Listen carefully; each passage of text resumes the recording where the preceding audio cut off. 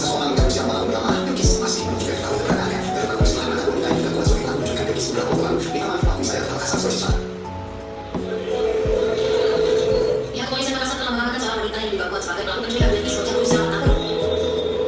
Dari video beredar tentang pelaku terjadi di Kelurahan Jatiwangi, Kota Makassar. Ayo, silakan yang diperiksa. Menunjukkan bahwa Bilqis kemungkinan telah dipindahkan ke lokasi lain, sehingga posisi yang terkini belum diketahui. Pelaku juga mengaku bahwa Bilqis sebelumnya telah dijual kepada orang lain. Sebelumnya sebuah video viral di media sosial memperlihatkan seorang anak berusia 4 tahun terekam pada CCTV yang diduga diculik saat bermain di taman Kapui, Kota Makassar, Sulawesi Selatan. Dalam video beredar nampak seorang wanita yang mengenakan baju kalsium sedang menggandeng dua orang anak ini di jalan. Salah satu anak dibawa merupakan wanita perempuan yang bernama Bilqis Ramadhani yang beberapa hari lalu dilaporkan hilang oleh anggota keluarganya. Dua orang tua korban anak ini langsung dilakukan medis yang lokasi tidak jauh dari tempat kejadian. Saya selalu datang dari pagi. Ketika yang ini dari kita terus ya, terus lain. Jadi pernah saya usaha Bilqis, karena implementasi dia, Bilqis ya pas ketiga sama ini sebalik. Bilqis saya sudah bermain sih, harus sudah juga. Di sini harus sudah sudah. Ini gue yang bilang betul. Ini apa ya sering.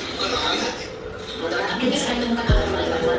Nah, oke anak-anak, di sini kita telah menyimpan ada 3 pertanyaan ya. Apakah mungkin ada yang ingin menanggapi dari pertanyaan temannya? Mungkin nomor 1 coba kita lihat. Kasus penculikan tersebut termasuk pelanggaran norma apa? Siapa yang bisa menjawab? Pelanggaran norma hukum, Bu. Oke, boleh. Pelanggaran norma hukum ya. Sekarang kita lanjutkan untuk mendapatkan materi lebih lanjut. Nah, semuanya membawa LKS Pendidikan Pancasila. Membawa, Bu. Oke, LKS-nya bisa dibuka pada topik norma agama dan norma hukum. Kemudian ibu akan membagikan modul pembelajaran yang akan kalian gunakan untuk menambah referensi.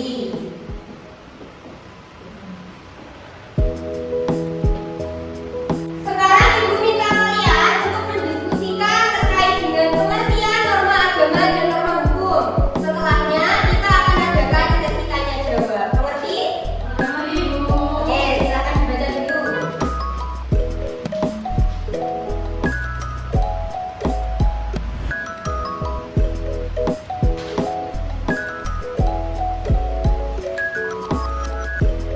Sudah selesai, Nana? Sudah, Bu. Oke, kita lanjut ya. Sekarang ibu punya 2 pertanyaan. Yang bisa menjawab nanti langsung angkat tangan. Oke? Pertanyaan yang pertama, apa yang dimaksud dengan norma agama? Yang bisa turun tangan? Oke, Mbak Ida. Norma agama adalah segala peraturan atau larangan dan juga perintah yang berasal dari Tuhan, Bu. Oke, benar sekali jawabannya kemana ya? Sekarang pertanyaan kedua, apa yang dimaksud dengan norma hukum? Saya, Bu. Oke, betul. Norma hukum adalah segala peraturan yang dibuat oleh pemerintah yang bersumber dari peraturan undang-undangan. Oke, benar sekali pertanyaan langsung jawabannya yang bisa jawab. Dan lanjut lagi, di sini ibu akan membagikan lembar kerja peserta didik. Jadi LKPD ini nanti ada 3 ya. Yang dikerjakan yang LKPD yang pertama dulu. Jangan lupa diberi nama ada LKPD-nya.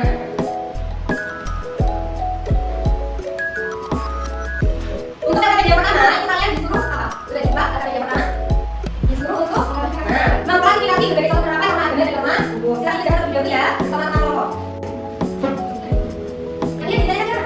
Tidak bisa? Bisa, Bu. Oke, bisa. Kemudian ya, yang pertama, dan sekarang kita akan membuat prediksi terkait dengan pelanggaran norma agama dan norma hukum, fungsi serta akibat yang diberikan. Sekarang kalian buka KPD yang kedua. Nah, caranya disuruh untuk menganalisis fungsi norma agama dan norma hukum. Silakan dibacakan kembali secara berkelompok. Oke, tetap belajar ya.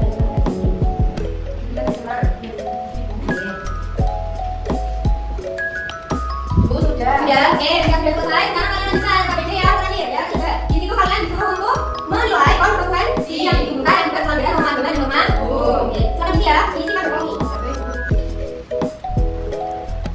Oke, anak-anak, sudah selesai semuanya?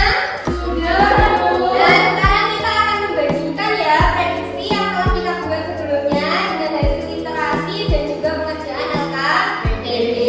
Sekarang ibu minta kalian menjawab 3 pertanyaan yang ada di papan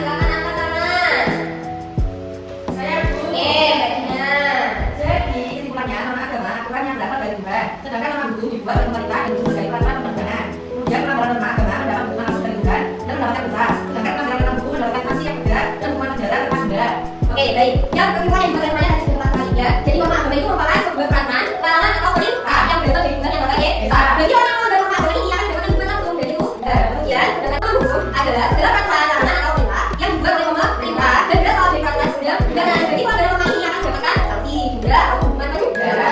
Suatu peraturan dari norma agama bagi kita sehari-hari, misalnya adalah kemudian untuk melakukan aktivitas. Kemudian, apalagi menggut, mati dan sebagai umat agama lain menjalankan ibadah sesuai dengan agama dan kepercayaan masing-masing. Kemudian, kalau menerapkan tentang hukum, misalnya pada pasal 1 ayat 1 Undang-Undang 15 tahun 2002 tentang tindak pidana kasus pencucian uang. Nah, di situ menyatakan bahwa setiap orang yang melaporkan dan menjalankan kasus tindak pidana pencucian uang maka wajib diberikan perlindungan secara khusus oleh negara. Jadi bagi kemungkinan ancaman yang dapat membahayakan diri, jiwa, kemudian atau kesehatannya termasuk keluarganya. Selain itu juga apa? Kita memiliki peraturan lalu lintas, kemudian membayar pajak tepat, mampu memiliki KTP minimal usia 12 tahun dan seterusnya. Anak-anak fungsi norma agama tadi apa? Sebagai pedoman dan petunjuk hidup yang mutlak. Selain itu juga untuk mengatur hubungan secara vertikal antara manusia dengan Tuhan dan horizontal antara manusia dan manusia. Kemudian kalau fungsinya apa? Tentunya akan memberikan ketertiban pada suatu wilayah atau negara, memberikan keadilan kepada masyarakat. Sekarang konsekuensi apa yang digunakan di norma agama bagi diri sendiri? Kemungkinan besar kita akan mendapatkan dosa, ya kan? Terus kemudian bagi orang lain, tentunya akan mengalami berbagai masalah sosial dan juga keinginan kita, misalnya seperti saat kita memakan makanan atau minuman yang tidak oleh agama. Nah, misalnya kalau mabuk, nah itu bagi orang lain mungkin akan apa? Mendapatkan kasus kriminalitas. Oke, kemudian kalau konsekuensi dari norma hukum untuk bagi diri sendiri biasanya akan dapat denda, kalau tidak memakai itu dapat sanksi tilang, ya kalau bunuh orang, ya masuk penjara. Kita bagi orang lain yang mengalami mungkin akan ada rasa tahu, nah selain trauma juga bisa kehilangan bapaknya, bahwa dia kemudian dengan siapa. Oke, itu ya materinya. Sekarang kita lanjut ke kegiatan akhir. Ibu akan membagi kalian menjadi 4 tim. Nah, kita akan melakukan sebuah permainan. Jadi nanti di sini satu anak ya, dari masing-masing kelompok boleh atau teman yang lain boleh, tapi kita akan dua-dua. Oke, nah sudah masuk semua. Nanti di sini ada beberapa soal atau pertanyaan yang akan kalian jawab secara cepat dan tepat. Pemenangnya diambil dari tim yang bisa memasuki garis finish terlebih dahulu. Oke, sekali satu. Sekarang saya posisi dulu.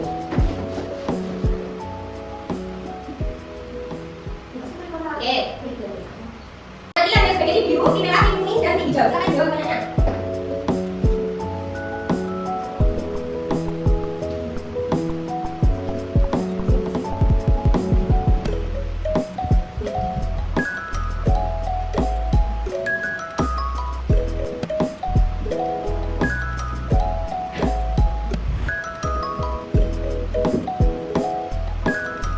Ya, sudah ada pemenangnya ya.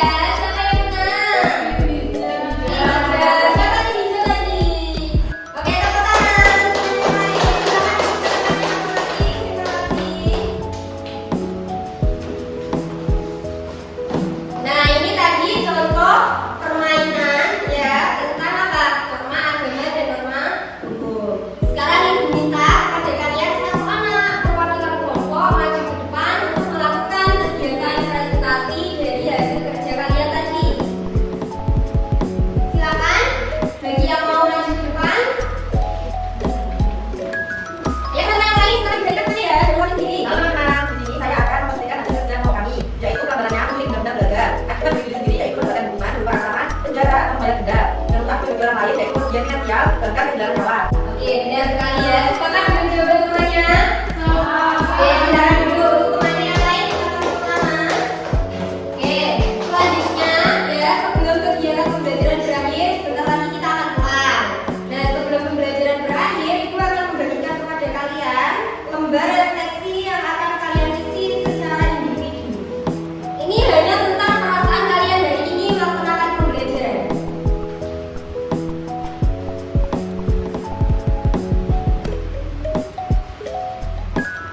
Oke, silakan diisi.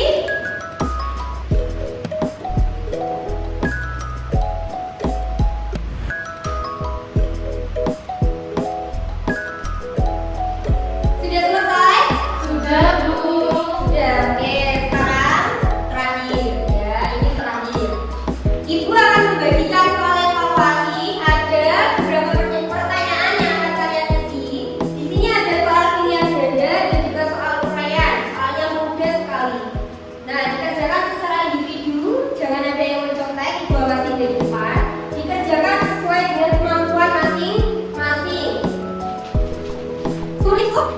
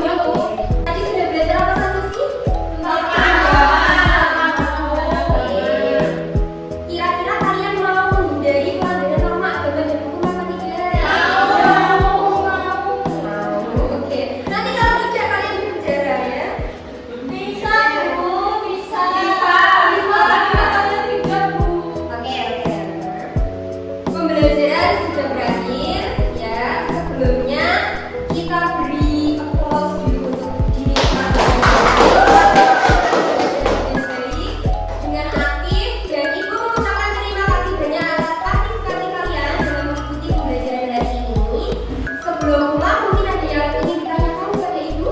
Tidak ada. Untuk pembelajaran minggu depan kita akan mempelajari tentang norma kesopanan dan norma kesusilaan. Jadi dipelajari dulu di rumah. Sebelum pulang, alangkah baiknya kita berdoa terlebih dahulu. Berdoa mulai. Berdoa selesai. Sekali lagi Ibu ucapkan terima kasih. Sampai jumpa minggu depan. Hati-hati di jalan. Ibu akhiri